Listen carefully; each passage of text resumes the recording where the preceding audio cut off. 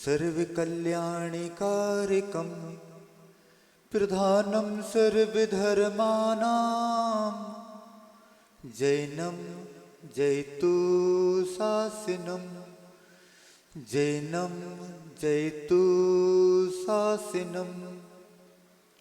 अनंतानंद सिद्ध परमेष्टि भगवान की, 24 तीर्थंकर भगवान की, आचार्य भगवान श्री कुंद कुंद स्वामी की, गुरु नाम गुरु आचार्य भगवान ज्ञान सागर जी महामुनि राज की, परम उपकारी गुरुदेव विद्या सागर जी महामुनि राज की, परम पूज मुनि श्री 108 विमल सागर जी महाराज की, उत्तम संयम धर्म की, 3,9 करोड़ मुनि महाराजों की।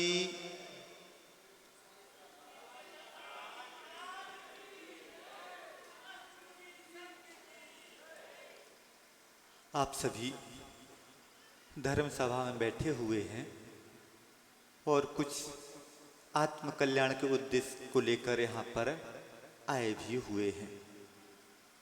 दुनिया में लाखों प्राणी हैं, परंतु आत्म कल्याण की भावना बहुत बिरलों की ही हुआ करती है। अब यह बात बता दी जाए कि आप में और उनमें शरीर व आकार प्रकार सब एक है। आप भी आदमी हैं और वह भी आदमी हैं। किसी ने पूछा, महाराज जी, आदमी का अर्थ क्या होता है? आदमी का अर्थ क्या होता है? यदि आपसे पूछा जाए कि आदमी का अर्थ क्या होता है तो क्या उत्तर देंगे? क्या उत्तर देंगे? आदमी, आने वाली इच्छाओं का जो दमन कर ले उसे बोलते हैं आदमी। अब क्या आप अपनी आने वाली इच्छाओं का दमन कर रहे हैं? नहीं, अधिकांश व्यक्ति अपनी आने वाली इच्छाओं का दमन कर ही नहीं रहा है। आप लोगों ने एक ध्यान दिया हो यदि कि बिजली के खंभे जहां पर भी होते हैं वहां पर खतरा का निशान बना हुआ होता है। देखा उसमें क्या बना होता है? आदमी के सिर का कंकाल होता है और 2 हड्डी क्रॉस को लिए हुए होती है। अब सोच लो कि खतरे का निशान बनाने के लिए आदमी के कंकाल का प्रयोग क्यों किया गया? आदमी का प्रयोग क्यों किया गया? आदमी से खूंखार और भी प्राणी हैं, परंतु उनका प्रयोग नहीं किया गया। शेर है और भी घातक हिंसक प्राणी हैं, परंतु वहां पर खतरे का निशान बनाने के लिए आदमी का ही चेहरा वहां पर बनाया जा रहा है। तो सोच लो कि सबसे ज्यादा खतरनाक प्राणी कौन है? तो सबसे ज्यादा खतरनाक प्राणी आदमी है। ताली बजाई जा रही है, अच्छी बात है, अच्छी बात है। सबसे ज्यादा खतरनाक प्राणी आदमी है। मनुष्य ही वह प्राणी है कि यदि गिर सके तो इतना गिर जाता है कि 7 महीने तक की यात्रा हो जाती है, और उठ सके तो इतना उठ जाता है कि सद्गति की भी प्राप्ति कर लेता है। अब गिरने और उठने में किसका हाथ है? गिरने और उठने में किसका हाथ है? आज संयम धर्म की बात चल रही है। संयम धर्म की बात आती है तो किसी भी व्यक्ति यदि कहा जाए कि ये संयमी व्यक्ति है तो बस उसकी जो छवि देखने में आती है कि वह व्यक्ति अपनी प्रवृत्तियों को बहुत सही तरीके से करता है, सादा जीवन उसका जीवन है। इस प्रकार की मानसिकता आदमी की बन जाती है कि वह आचार विचार उसका बहुत अच्छा है। आचार देखने में आता है, विचार देखने में नहीं आता, परंतु विचार ही आचार को जन्म देता है। यह भी हो सकता है कि एक व्यक्ति बाहर से बहुत कुछ संयमी हो, उसकी प्रवृत्तियां बहुत अच्छी हों, परंतु उसकी वृत्ति अच्छी हो जब सही संयम की बात होगी। प्रवृत्ति और वृत्ति, जो हमारी क्रियाएं होती हैं वह प्रवृत्ति होती है, और जो हमारी विचारधारा होती है वह हमारी वृत्ति होती है। यदि संयम की बात की जाए तो प्रायः आदमी वाणी संयम और इंद्रिय संयम की बात करते हैं, परंतु यदि हमारा भाव संयम आ जाए तो अपने आप हमारी इंद्रिय संयम भी संकुचित हो जाएंगी, इंद्रिय संयम आ जाएगा और हमारी वाणी संयम भी हमारे जीवन में आ जाएगा। परंतु आज के समय में सब बात होती हैं, आदमी अपने भावों पर संयम जिस प्रकार का होना चाहिए उस प्रकार का नहीं हो पाता। तो हमें अपने भावों पर नियंत्रण लाना है। प्रवृत्तियों पर नियम तो देखा सीखी भी हो जाते हैं, किसी से प्रभावित होकर भी हमारी प्रवृत्तियों में नियंत्रण आ जाता है, परंतु भावों पर नियंत्रण आत्मानुशासन से ही आता है। जहां पर सेल्फ कंट्रोल होता है वहीं पर भावों में संयम आ सकता है, और जहां पर भावों में संयम आ जाएगा वहां पर अपने आप प्रवृत्तियां ठीक हो जाएंगी। आप लोगों ने कहानी सुनी होगी कि तंदुल मच्छ और रागो मच्छ। स्वयंभू रमण समुद्र है, वहां पर 500 योजन, हजार योजन के बड़े बड़े मच्छ हैं, और उसके कान में रहने वाला एक तंदुल मच्छ भी है।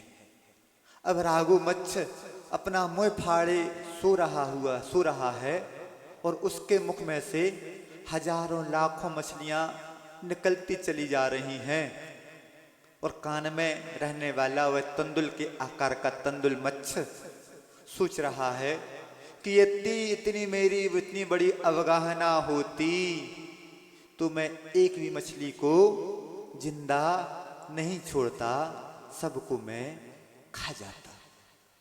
अब सोचो कि एक व्यक्ति हिंसा करते हुए भी हिंसा कर रहा है, और एक व्यक्ति हिंसा नहीं करते हुए भी हिंसा कर रहा है भावों से।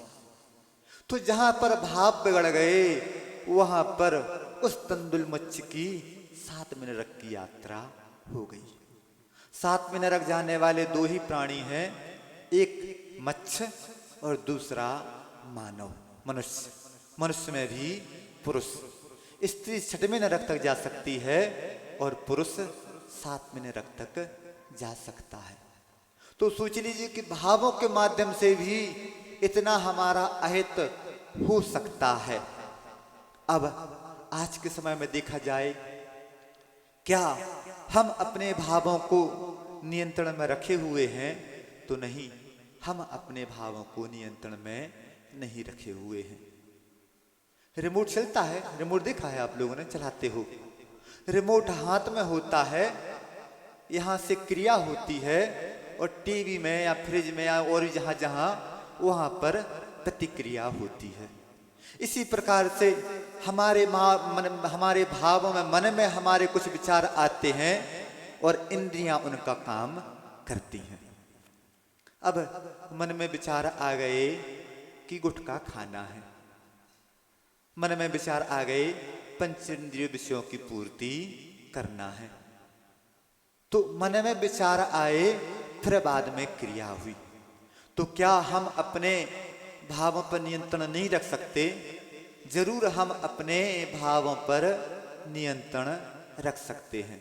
और जिस व्यक्ति ने अपने भावों पर नियंत्रण रखना शुरू कर दिया, संयम और उत्तम संयम, संयम तो बाहरी हो रहा है, परंतु उत्तम संयम अंदर से हो रहा है।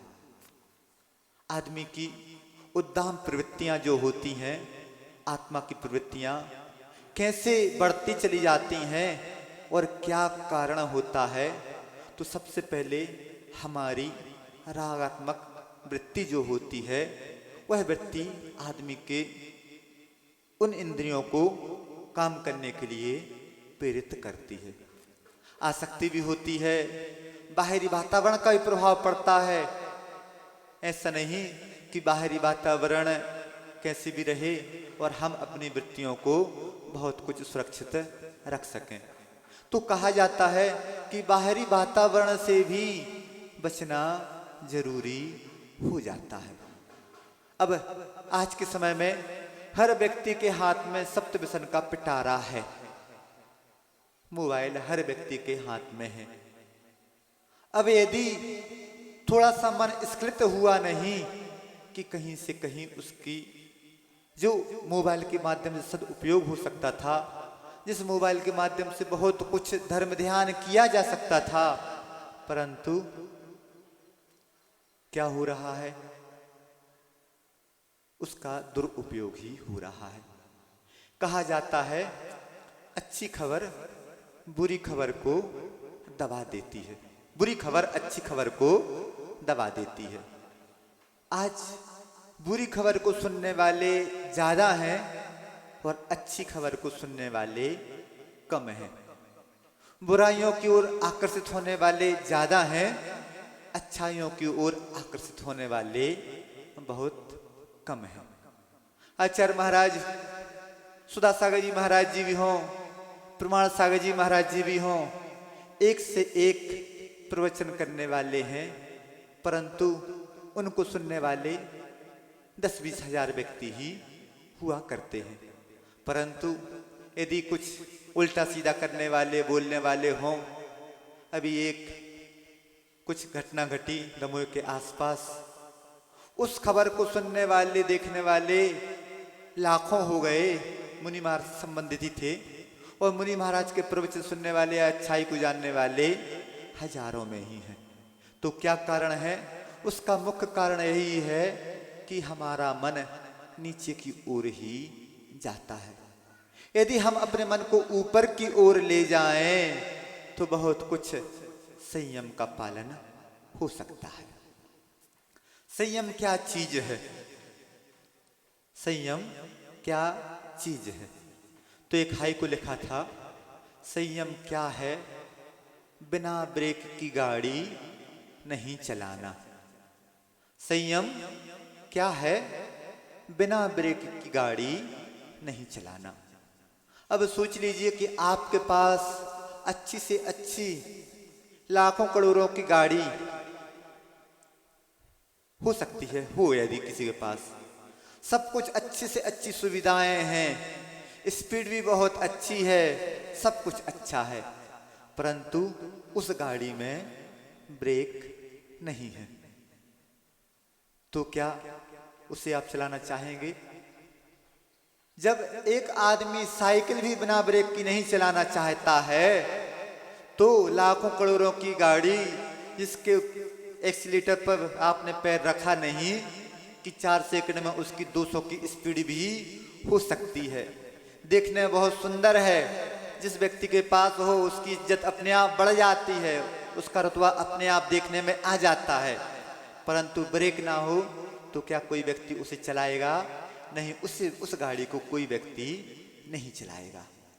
तो सोच लीजिए कि आपके अंदर यदि ब्रेक नहीं है और आप उस गाड़ी को चलाए जा रहे हैं। जिस गाड़ी में ब्रेक नहीं होते हैं वह गाड़ी एक्सीडेंट का कारण बन जाती है, और आपकी गाड़ी में ब्रेक ना हो तो क्या आपका हाल हो? किसी व्यक्ति ने कहा है, ऊंची गिरी से जो गिरे मरे एक ही बार। ऊंची गिरी से जो गिरे मरे एक ही बार, जो संयम गिरी गिरे बिगड़े जन्म हजार। जो ऊंचे पर्वत से गिर जाए तो उसका एक ही बार प्राण निकलेंगे, परंतु जो संयम गिरी से गिर जाए उसके हजारों जन्म बिगड़ेंगे। जिसके जीवन में संयम है और जो असंयमी है। कुछ आगम ग्रंथों में ऐसे उदाहरण आते हैं कि शेर ने संयम लिया, शेर ने संयम लिया। दो मुनि महाराज निकल रहे थे, चाणरधारी मुनि महाराज थे, और शेर को देखते हुए उनको कुछ ज्ञान हुआ। उस शेर की भवितव्यता सामने आई, कुछ संबोधन किया, और उस शेर ने संयम के मार्ग पर कदम बढ़ा दिए। कौन बना? महावीर स्वामी। खादर साहेब भील था, कौए का मांस का त्याग किया था। उसका कितना आत्मिक विकास हुआ कि आने वाले प्रथम तीर्थंकर जो राजा सैनिक महाराज थे वह बना, और आने वाले प्रथम तीर्थंकर वह होंगे। तो यह सब क्या है? यह उस भाव संयम और बाह्य संयम, उसका प्रभाव है। और आप लोगों ने और कथा सुनी होगी कि शुभम चक्रवर्ती और ब्रह्मदत्त चक्रवर्ती दोनों जिह्वा इंद्रिय के इतने वशीभूत हो गया, संयम ऐसा आ गया कि चक्रवर्ती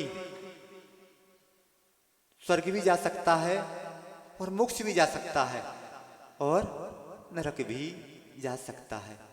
तो वह चक्रवर्ती, दो चक्रवर्ती कहाँ गए? कहाँ गए? नरक गए।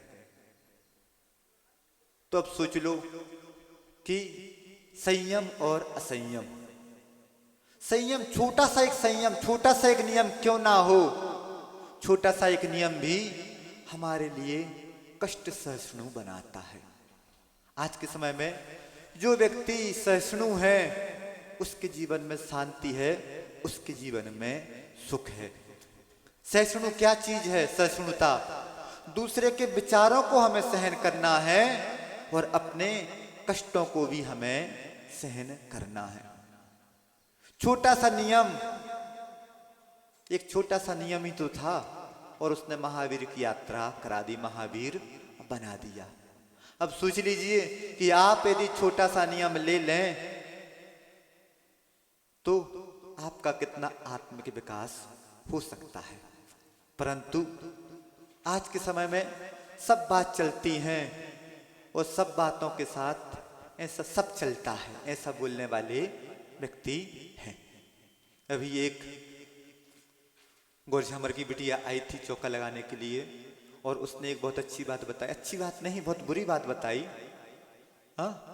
उस बिटिया को कितना विकल्प कि वहां पर खान पान का कुछ परेशानी आ रही है तो वह अपनी MBBS छोड़ने के लिए भी तैयार है। और वहीं पर कुछ और जैन कुल की ही बच्चियां, उनकी वृत्ति कैसी, उनकी वृत्ति, उनकी प्रवृत्ति ऐसी कि बोलती हैं कि हम तो अलग टाइप के जैनी हैं, हमारे यहाँ तो सब कुछ चलता है। नॉनवेज भी वह बच्ची करती है। और उस बिटिया को इतना विकल्प हो रहा है कि वहाँ पर वाटर कूलर है और उस बच्ची को यह विकल्प हो रहा है, गोरझामर की बिटिया को, कि उस वाटर कूलर को नॉनवेज खाने वाले व्यक्ति छीते हैं, अब हम उसका पानी कैसे पिए। तो सोच लीजिए कि एक और जहां हमारे मन में विचार आ गया, सब कुछ चलता है, सब चलता है, सब चलता है, नॉनवेज भी चलने लगा। हाँ, आज के समय में बहुत कुछ बच्चे बच्चियां भी, मॉडर्न जमाना आ गया है, विदेशों की ऐसी संस्कृति हो रही है कि वह भारतीय संस्कृति से प्रभावित हो रहे हैं और भारतीय संस्कृति ऐसी हो रही है कि पाश्चात्य संस्कृति से प्रभावित हो रही है। वहां पर शाकाहारियों की मात्रा बढ़ रही है और यहाँ पर मांसाहारियों की मात्रा बढ़ रही है। तो अब सोच लीजिए कि कहाँ गया वह जैनत्व, कहाँ गया वह कुल का बहुमान, कहाँ गया वह हमारे भगवान क्या संदेश देने वाले, जियो और जीने दो का संदेश देने वाले। अब सोच लो कि जो व्यक्ति स्वयं जीना सीख लेगा वह व्यक्ति ही दूसरे को जीने देगा। आज के समय में क्या आपको जीना आ रहा है? नहीं, आपको जीना नहीं आ रहा है।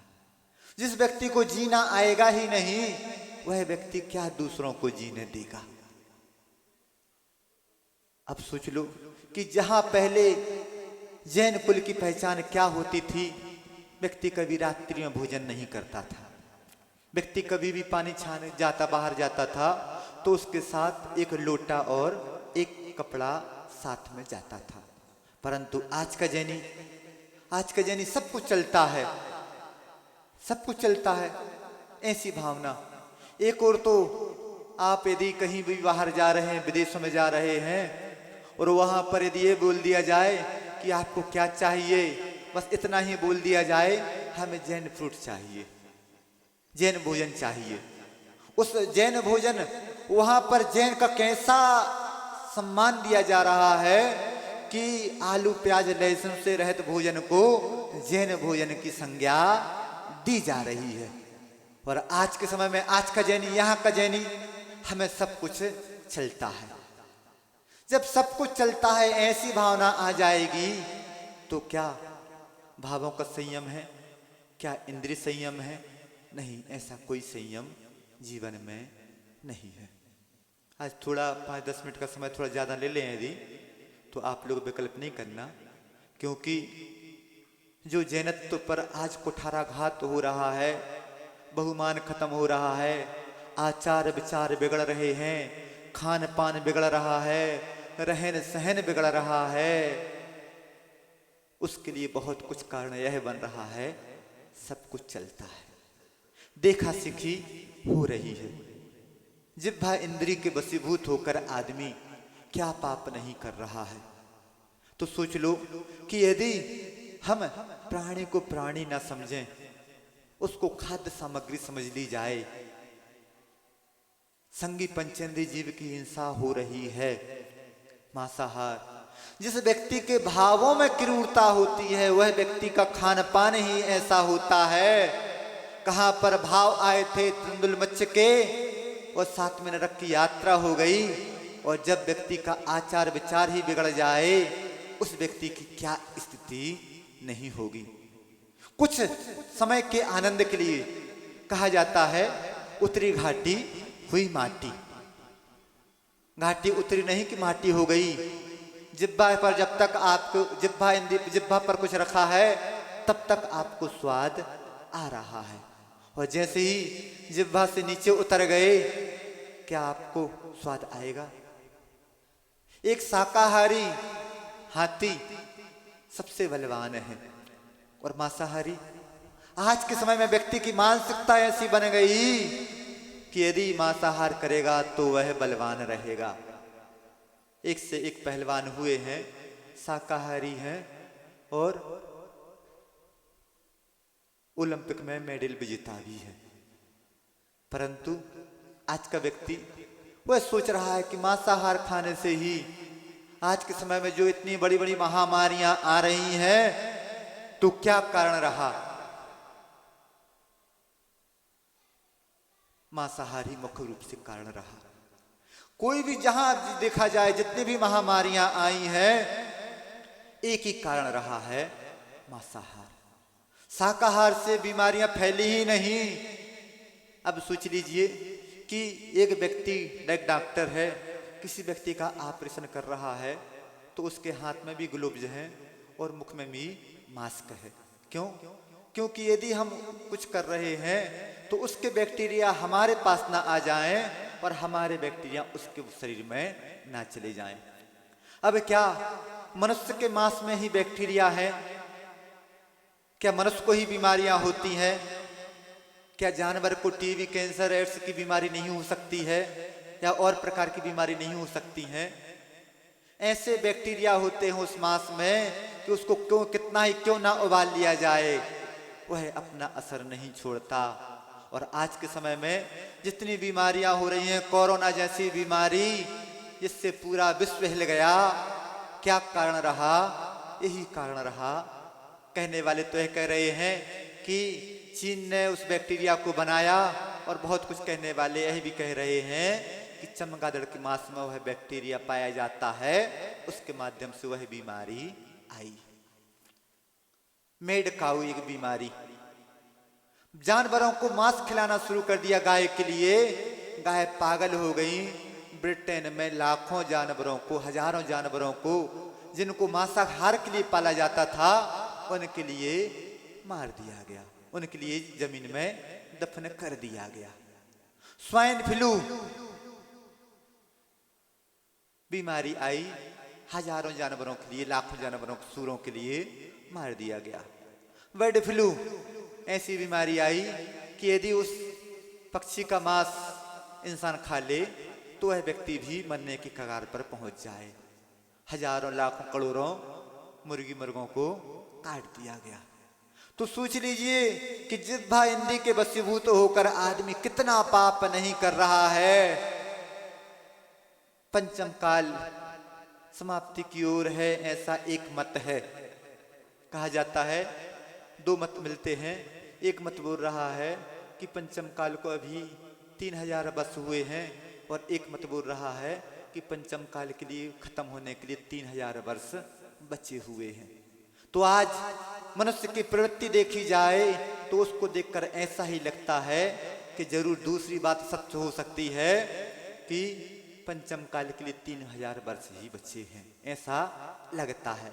सही गलत करने तो अपन आगम के मत में बोल नहीं सकते, परंतु आदमी की वृत्तियां, छठम काल में व्यक्ति नीचे ही जाएगा और नीचे ही आएगा, नीचे से ही आएगा।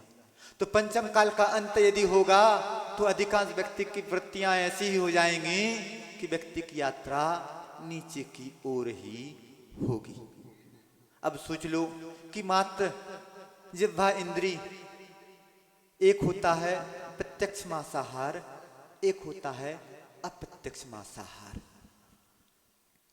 पूज्य अभय सागर जी महाराज के कुछ प्रयासों से कुछ ऐसा कार्य हुआ कि जिन पैकेट की वस्तुओं में मांसाहार का उपयोग होता है वहां पर ब्राउन चिन्ह बना शुरू हुआ, और जहां पर शाकाहारी वस्तु का प्रयोग होता है वहां पर हरे चिन्ह का बनना शुरू हुआ। परंतु व्यक्ति ने ऐसी राह खोज ली, ऐसी राह खोज ली, आज के समय में पैसे में सब बिक गए। मांसाहार वस्तुओं का प्रयोग हो रहा है और उसमें शाकाहार सिंबल लगना शुरू हो रहा है, हरा निशान लगना शुरू हो रहा है।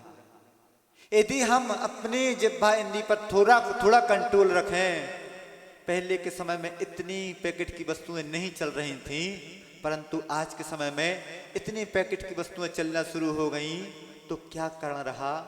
आदमी की एक ही मानसिकता, सब चलता है।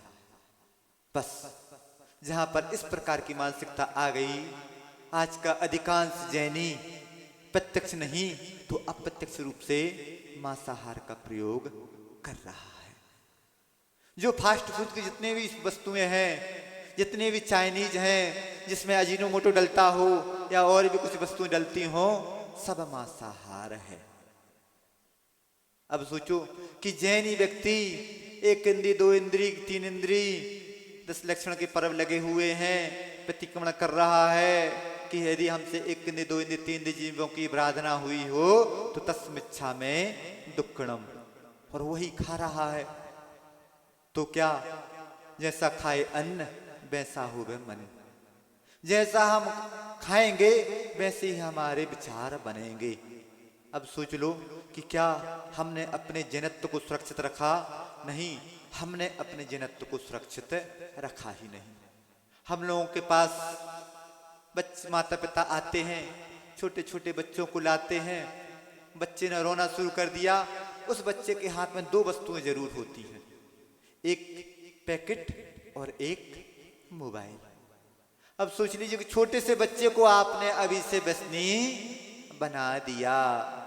बच्चे के हाथ में मोबाइल है, मोबाइल देखता रहेगा, खाना खाता रहेगा। कितना खा गया उसको भी होश नहीं, उन माँ को भी नहीं। हमें अपने बच्चे को भोजन कराना है तो मोबाइल देना है, ऐसी उनकी मानसिकता हो गई। महाराज जी हमारा बच्चा भोजन करता ही नहीं, ऐसा बोलने लगे। क्यों नहीं कर रहा भोजन?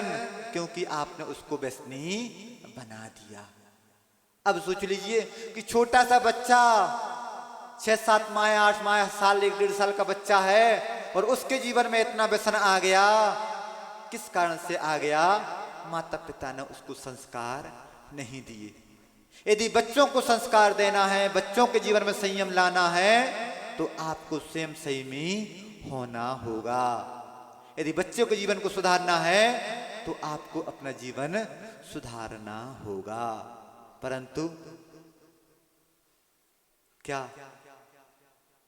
हर व्यक्ति दूसरों को सुधारना चाहता है, स्वयं सुधरना नहीं चाहता। बात तो यही की जाती है, हम सुधरेंगे जग सुधरेगा। यदि हम में सुधार आ गया तो हमें देखा सीखी घर परिवार वाले भी सुधर जाएंगे। एक मुनि महाराज बनते हैं और उनका घर परिवार अपने आप संयमी हो जाता है। किस कारण से हो गया? बस कुछ ना कुछ तो उसका प्रभाव पड़ता है, पड़ा प्रभाव। तो इसी प्रकार से यदि व्यक्ति अपने आप को सुधारता चला जाए तो उसके माध्यम से हम सुधरेंगे, हमें दिखा सीखी दूसरे व्यक्ति भी सुधरेंगे। परंतु आज के समय में होता यह है कि हम बिगड़ेंगे और दूसरों को भी बिगाड़ेंगे। किसी व्यक्ति से पूछा जाए, जो व्यक्ति व्यसन करता है उस व्यक्ति से पूछा जाए कि व्यसन की शुरुआत कैसे हुई, तो बोलता है कि महाराज हमारा दोस्त गुटखा खाता था और हमें प्रेरित करता था, तुम भी गुटखा खाओ, तुम भी गुटखा खाओ। शुरू में तो उसने हमें 1-2 सुपारी के दाने, गुटखे के दाने घिस के साफ करके दे दिए। एक 2-2 दाने मुंह में डालना शुरू हो गए, मुंह में डालते गए। बाद में ऐसी लत लग गई कि अब गुटखा छूटता ही नहीं। एक श्रावक जबलपुर का आता था, 5-6 साल से बहुत समझाया उसको कि भैया गुटखा नहीं खाओ, गुटखा नहीं खाओ।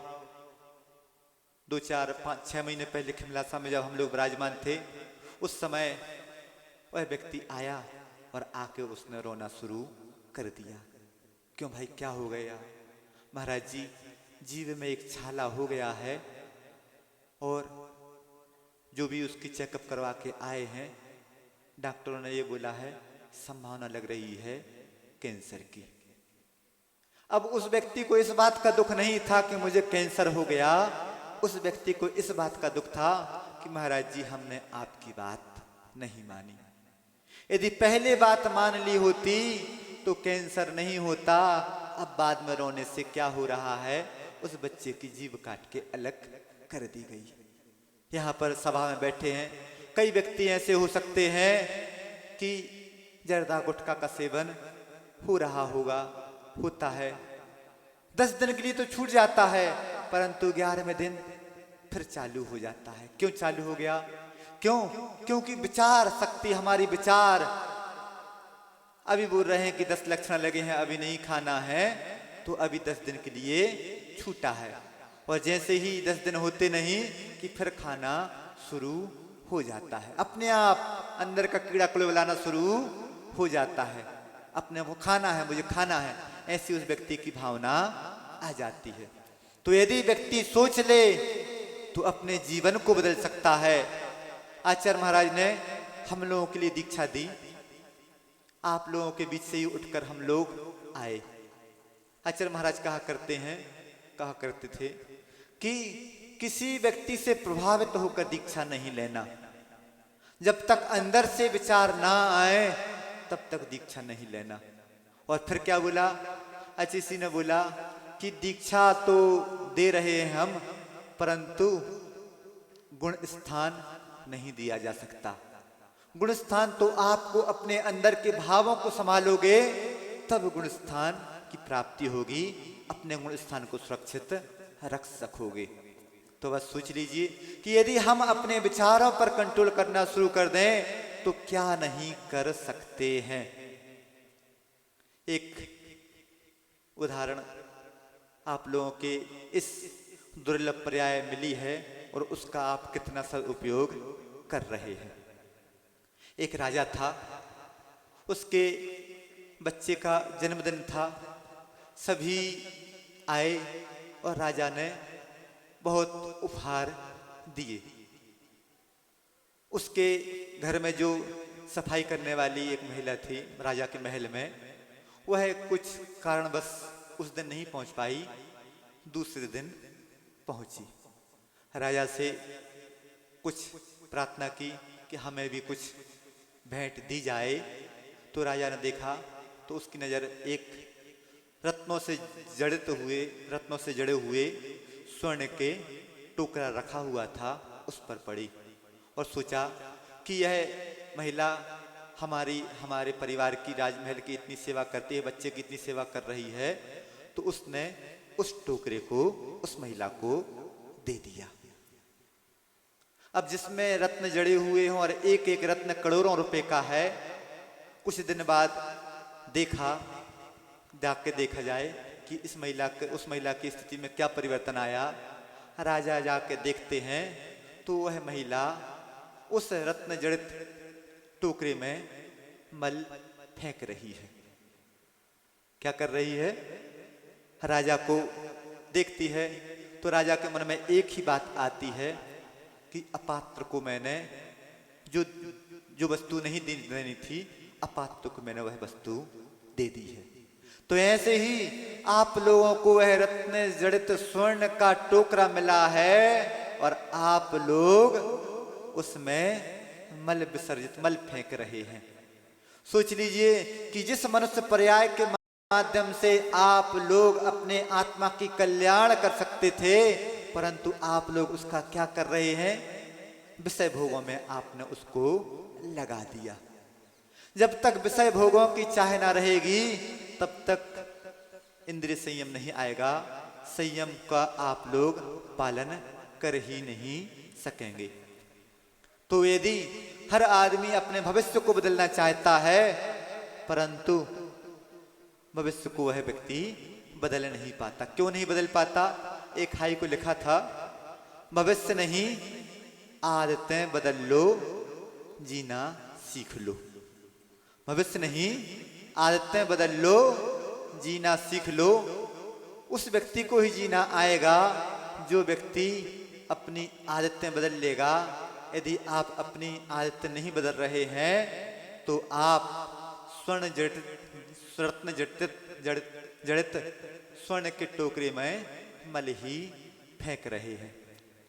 संयम क्या होता है? तो कहा जाता है अतीत का प्रक्षालन। जो हमने अतीत बीत गया उसमें जो कुछ गलत कार्य किए हों उसका प्रक्षालन करना शुरू कर दो। उसके बाद भविष्य के लिए संकल्प कि मैं आगे भविष्य में ऐसा कुछ भी कार्य नहीं करूंगा, वह होता है संयम। संयम के माध्यम से ही भविष्य का संकल्प ले लिया जाता है। और क्या? और वर्तमान की शुद्धि।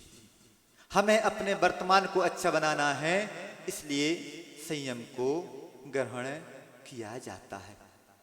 एक उदाहरण और देते हुए, 5 मिनट का समय है, 9:45 तक छोड़ेंगे। एक उदाहरण और कि 2 व्यक्ति सहतूत के वृक्ष के नीचे बैठे हुए थे। एक कीड़ा, सहतूत का जो कीड़ा होता है, बहुत उसके जो कला थी, अपने उस सहतूत के पत्तों को खाता जाता और मुख से लार जैसी छोड़ रहा है और बहुत सुंदर एक लपेटा अपने शरीर के ऊपर बनाता चला जा रहा है। उसकी उस कला को देखते हुए उस व्यक्ति ने कहा कि देखो तो इस कीड़े के अंदर कितनी सुंदर कला है, कितना सुंदर घर बना रहा है। तो दूसरा व्यक्ति बोलता है कि बस यह बोलना शुरू कर, यह बोल दो कि देखो तो कितना सुंदर मौत का घर बना रहा है। आप लोग भी कुछ उसी कीड़े जैसे हो कि जो कुछ क्रियाएं हो रही हैं, क्या मानसिक शांति के लिए हो रही हैं, क्या सुख के लिए हो रही हैं। सुख सुविधा के जितने साधन जोड़ते चले जा रहे हो, जितने इंद्रियों का विषय भोगते चले जा रहे हो, उसमें कुछ तात्कालिक सुख का तो अनुभव होता है, परंतु त्रिकालिक कितनी हानि होती है आप लोग वह नहीं देख पा रहे हो। अभी कुछ तात्कालिक लाभ के वशीभूत, तात्कालिक सुख के वशीभूत ऐसी क्रियाएं करते चले जा रहे हो, जब उसका फल भोगना पड़ेगा। जब नरकों की यात्रा होगी, जब त्रिंच गतियों के दुख भोगने पड़ेंगे, उस समय यदि जाति स्मरण आ गया अथवा अविद्या ज्ञान आदि लगा लिया, तो उस समय मन में एक ही भाव आएगा कि मैं उस समय यदि सुधर जाता तो हम अपने जीवन का इतना अहित नहीं करते।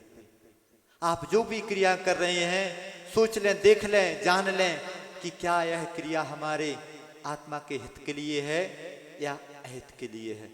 जितनी भी क्रियाएं होती हैं, बहुत कुछ आत्मा के अहित के लिए ही होती हैं। एकमात्र संयम ही ऐसा है कि उसके माध्यम से आत्मा का हित हो गया होता है। कुरल काव्य में लिखा है कि इस जन्म में जो व्यक्ति संयम का पालन करता है, वह अपने भवांतर के लिए अनंत शक्ति का उपार्जन करता है।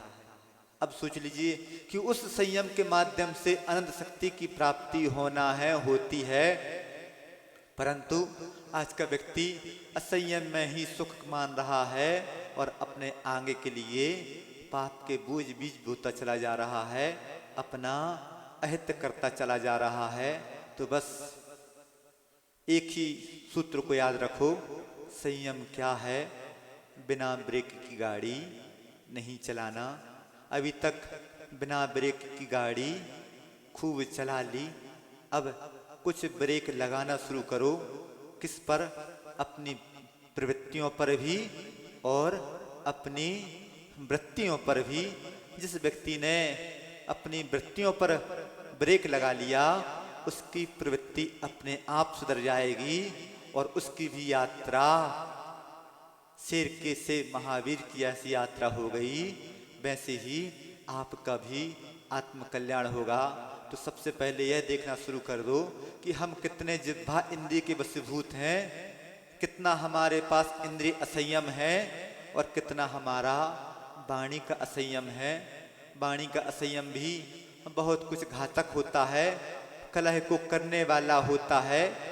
तो बस संयम का दिन है, अपनी प्रवृत्ति और अपनी वृत्तियों को देखना शुरू कर दो, उसके माध्यम से आपके जीवन में संयम आ जाएगा। जो देखेगा वह पाएगा संयम को। तो बस हमें अपनी प्रवृत्तियों को सुधारना है, वृत्तियों को सुधारना है, जिससे आपका जीवन अच्छा बने और आत्मकल्याण के मार्ग पर आगे बढ़ें। इसी भावनाओं के साथ अहिंसा परमो धर्म की, उत्तम संयम धर्म की, जावाणी के